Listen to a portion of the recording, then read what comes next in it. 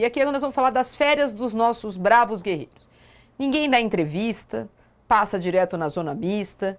O avião do sonho do Hexa voltou vazio com Danilo e Léo Nanete dentro do jogo. E nenhum dos dois falou, porque eles já tinham, segundo eles, falado muito nos Estados Unidos. Um pouquinho falou o diretor da seleção. Só faltava com o técnico colocar o Léo Nanete. Faltou só isso. O técnico pegou o aumento dele, foi para o Canadá.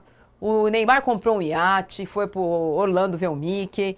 O outro foi fazer soroterapia. Então agora, Pipeno, a gente vai ver o que os nossos bravos guerreiros, que se manifestaram com notas frias sociais, nas redes sociais, 48 horas depois da derrota para a Noruega, estão fazendo, Pipeno, enquanto vocês estão aí tentando se recuperar. O Alisson postou uma foto, Pipeno, ainda nos Estados Unidos, numa sessão religiosa com o pastor. Tem um bolinho ali, hein? Faz tempo que não aparece um bolinho na redação. Ó, o Alisson com o bolinho. Poderia trazer um bolinho. Ele pode, né? Agora ele pode cometer alguns pequenos excessos. E aí o pastor tá postou ali o versículo da Bíblia e a mulher e o Alisson estavam lá rezando, né? Tem Bíblias na mesa, bolinho na mesa, o pastor e 3 Bíblias na mesa. Quem mais? Luiz Henrique está onde, gente? Luiz Henrique também num culto. Também num culto. Um culto com gelo seco, rapaz. Tal. Olha. Culto ostentação. Culto com gelo seco. O Marquinhos tem fotos dele nas ilhas Turks and Caicos, people. Foi para Turks and Caicos no Caribe. É bonito lá. Olha o mar do Caribe. E a legenda é férias de coração, people. Férias de coração. Barquito, tal, solzinho, verão, né? Lá. Caribe.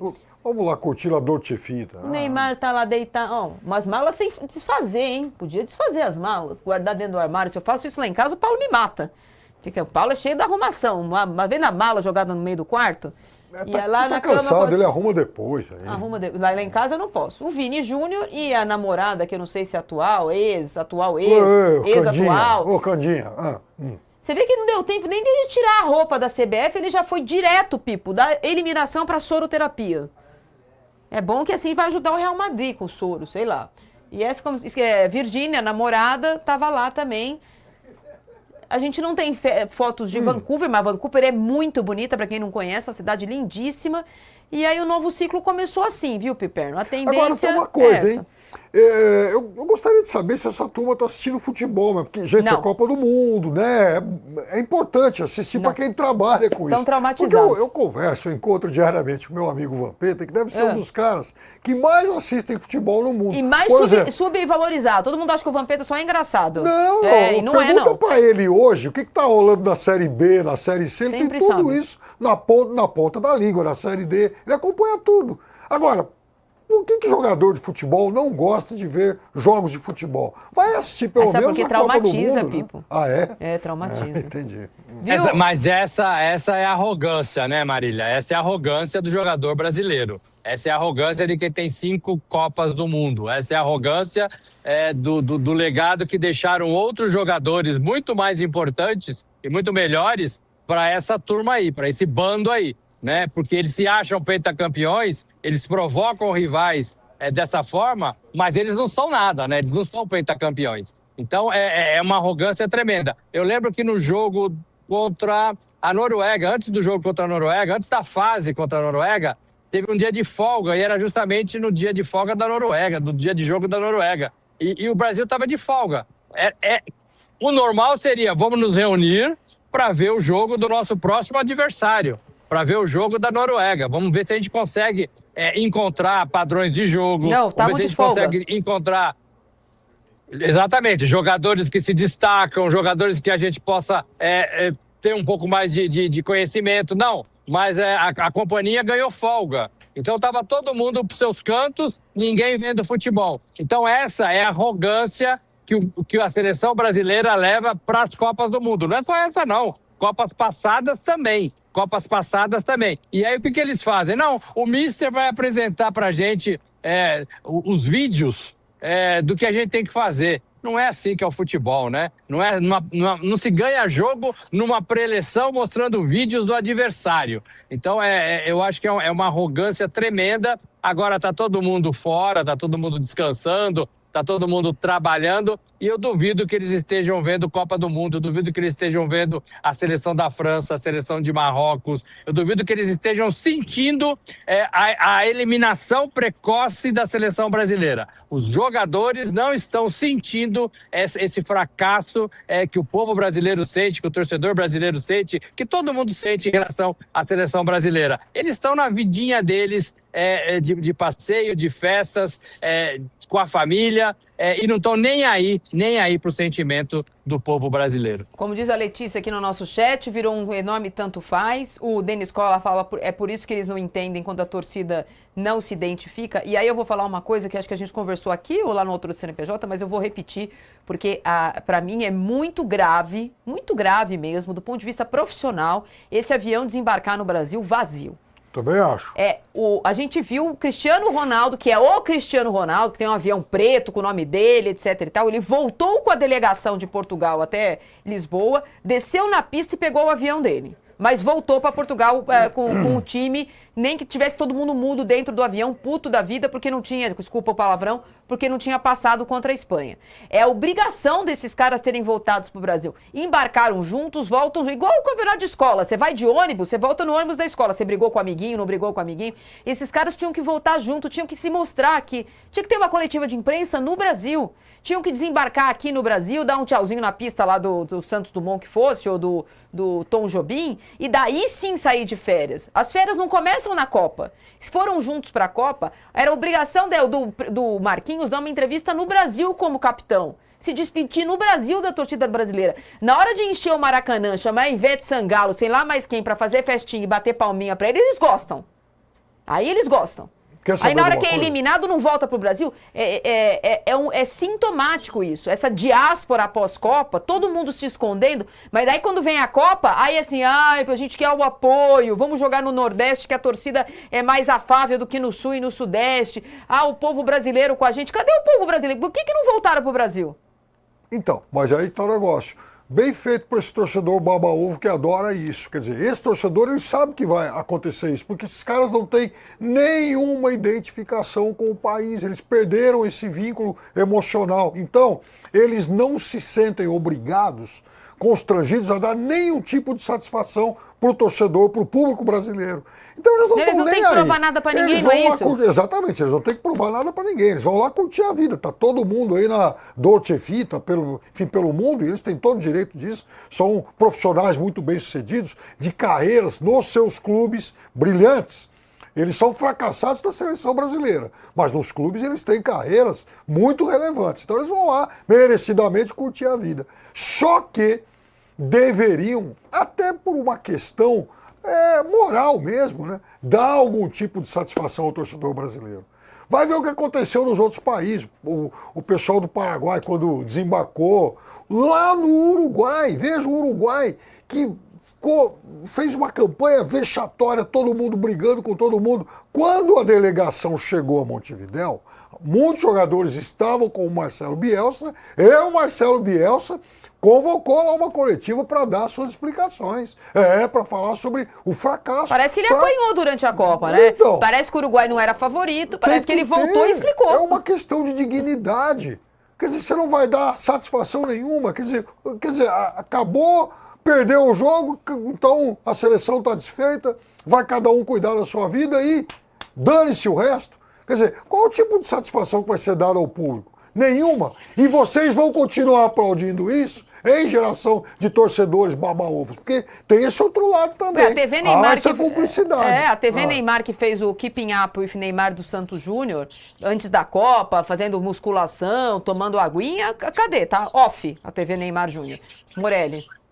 Então, é exatamente isso, é a casa da mãe Joana, né? É a casa da mãe Joana, porque todas as seleções voltam juntas, todas as seleções explicam o fracasso, ou pelo menos tentam explicar o fracasso, e o Brasil é simplesmente liberado para viver suas vidas. Cada um vai para um lado. O treinador entrou nessa, tá errado. A CBF permitiu isso, tá errado. Mas eu acho que a liderança tem que ser mais forte nesse momento. Então, o capitão tinha que propor alguma coisa diferente. Não, nós vamos voltar todos juntos, porque a gente vai lá no Brasil e vai explicar. a CBF tinha que fazer um protocolo de volta. Gente, vocês vão, mas vocês voltam. Exato. Não é cada um para um lado. A CBF tinha que ter um protocolo. E se as duas partes falharem, o capitão e a CBF, o treinador que tem peso deveria falar, não, a gente vai, independentemente do que aconteça, a gente volta, desembarca no Rio de Janeiro, sede da CBF, a gente fala com os jornalistas, a gente dá uma satisfação para o torcedor brasileiro que nos acompanhou das suas casas, em qualquer horário do dia, da noite. A gente fala para eles e aí cada um vai para o seu lado. Mas eles, vamos economizar na passagem, já estamos aqui, então não vamos voltar para o Brasil para depois voltar. É um grande absurdo, né? É um grande absurdo. Cansaço de 10 horas no avião. É um grande absurdo, Então, para mim, o que falta é esse protocolo da CBF de fazer exatamente o que outras seleções fizeram e que passaram muito mais vergonha do que o Brasil, né? O Uruguai, por exemplo, estava em pé de guerra, né? E eles voltaram todos juntos e eles se explicaram, o Bielsa está indo embora, mas eles fizeram o protocolo e eles deram uma satisfação para a nação. O Brasil não dá satisfação, o Brasil, a seleção brasileira, não dá satisfação para ninguém. Eles dão satisfação ali para o seu filho, para sua esposa, para quem está ali naquele métier. Eu sinceramente acho que a última entrevista coletiva, que foi rápida, do Ancelotti, foi muito ruim mesmo.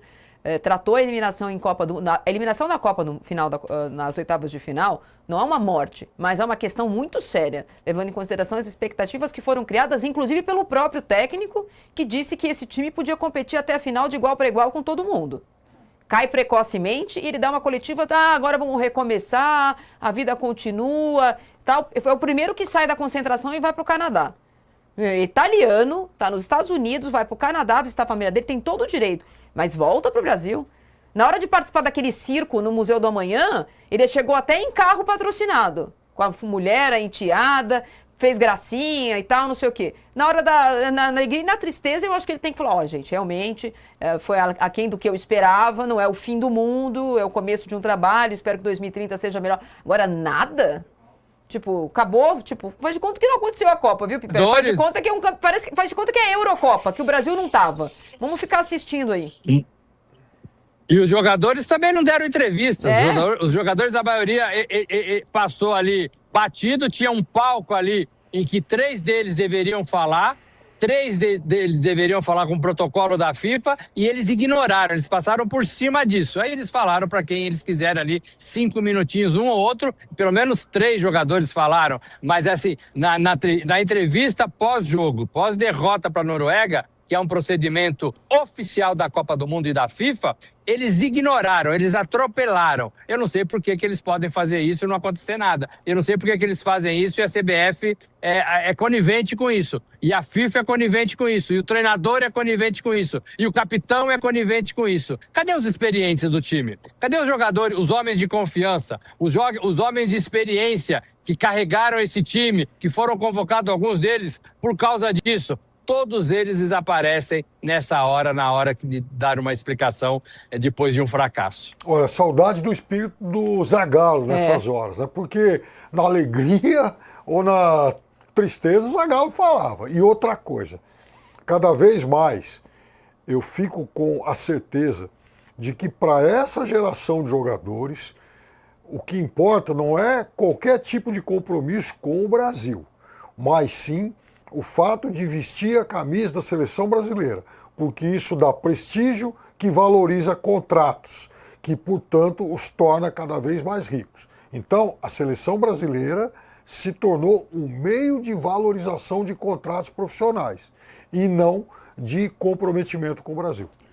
Bom, para você que está com a gente nos canais de Fast TV, a gente vai para um rápido intervalo, o último aqui do Corneta Metrópolis, e daqui a pouco a gente está de volta aqui no YouTube. A gente segue, para terminar essa conversa de seleção, parece que a gente tá sintonizado com o povo, né? A Letícia concordando aqui, achando que eles tinham que voltar, que é pelo menos por honra, Aliás, o único que está trabalhando é o Ancelottinho, que já se apresentou ao novo clube dele, o Lille, lá na França, já está lá. Falando que tem que voltar aqui pelo menos para dar cara a bater, uma entrevista coletiva, diz o Lelo Amaral. Tem gente que acha que não, que acha que é a imprensa que está incensando o povo contra a seleção, que eles foram bravos guerreiros, viu, Piper? Foram bravos guerreiros. E a gente é que está errado. Eles foram super bem na Copa e todo o problema é criado por vocês da imprensa que tem que lavar a boca para falar, por exemplo, do Neymar. Não, mas tem alguém que escreveu isso mesmo? Tem? Que Tem. coisa maravilhosa. Uma educação assim refinada. O Neymar comprou um iate de 120 milhões, está a caminho de... Por que lavar a boca para falar com o Neymar? Pois é. Por que lavar a boca para falar do Neymar? O Neymar foi péssimo. A seleção brasileira fez um favor pro Neymar em levá-lo para a Copa do Mundo e dar a ele uma 4ª Copa do Mundo. Ele jogou menos de um tempo de uma partida de futebol. Ele bateu um pênalti que qualquer um fazia e a partida já estava perdida. Ele arrumou confusão na hora de bater o pênalti. Por que a gente tem que lavar a boca para falar do Neymar? Eu não entendo isso. Tem uma apuração hoje de colegas que dizem, apuração porque como não tem entrevista, não tem satisfação, não tem uma conversa nem com os próprios fãs, as apurações são de bastidor. Ontem apareceu uns parças dizendo que o Neymar poderia ser demovido da ideia de desistir da seleção e hoje já aparece a apuração contra isso, né, contrária a isso, dizendo que não, que ele já está decidido, que ele irá deixar a seleção brasileira, como se ele tivesse alguma chance de seguir, mas de qualquer forma, mas que ele quer um jogo de despedida. Bom, se ele quiser um jogo de despedida, ele vai ter esse jogo, porque do jeito que enfim, o futebol brasileiro é subserviente às vontades dele, eu não duvido nada de que esse jogo aconteça.